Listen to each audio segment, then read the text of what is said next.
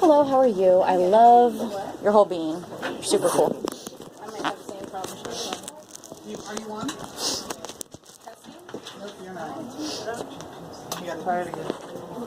All the way. There you go. It's delayed. Oh, Yep. Hey, Which way did I do it?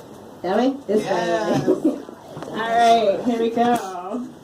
Alright, so my mic's... I love your whole everything.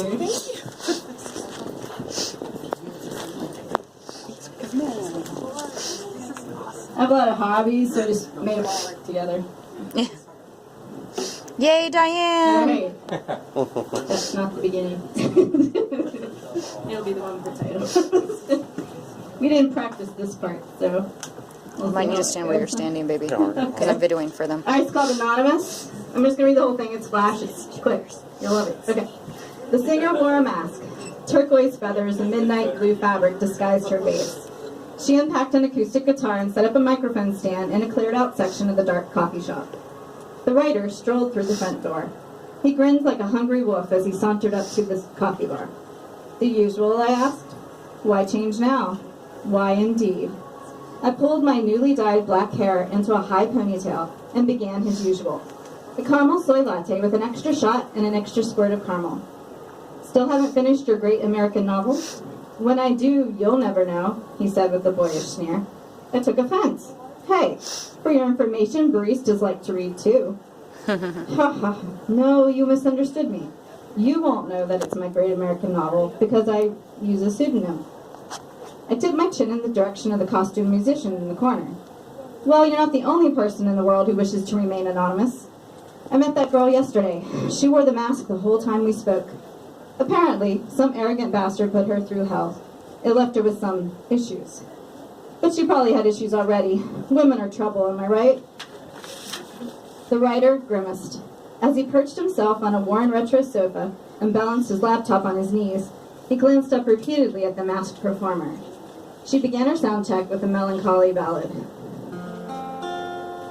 Was it love? Was it pain? When you left me down and felt the same.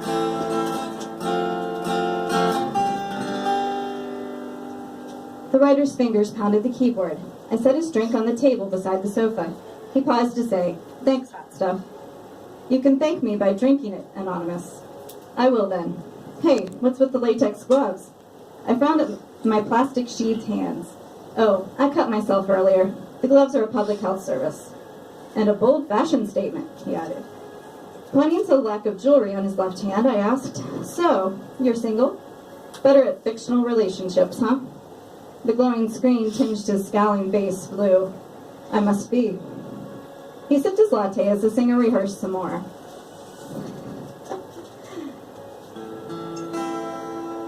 Your words flow like whiskey, brilliant flattery. They don't taste like poison, they taste like peace. When the song ended, the singer's sad eyes peered through the slits in her theatrical eyewear, settling on the writer. He had choked hard on his coffee.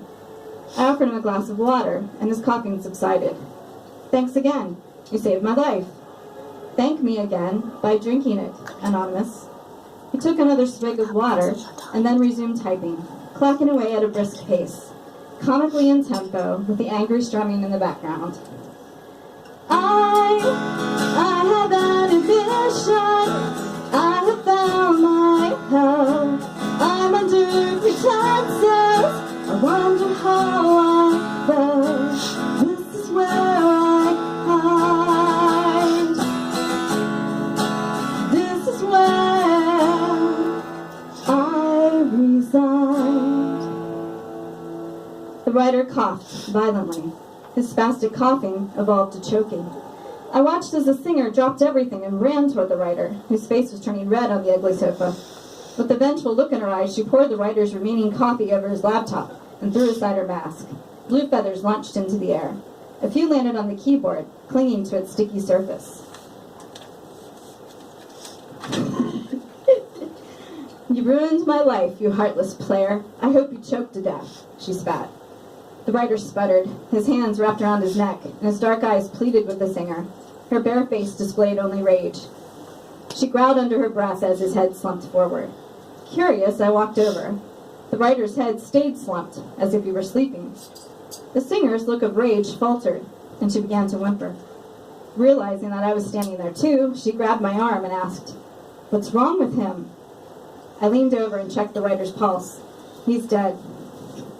"What?" she gasped, collapsing onto the couch beside the writer. She stroked his lifeless face in disbelief. "He's dead," I repeated.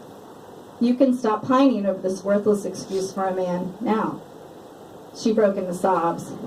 I shrugged my shoulders, and then handed her the writer's glass of water. "Here, you need this." In a daze, the girl gulped down the remainder of the tainted water. As the singer started coughing, I plucked a blue feather from the writer's keyboard with my plastic hands. A little souvenir to remember these two pathetic fools. "Goodbye, Anonymous," I said, and vacated the shop. Yay, Diane.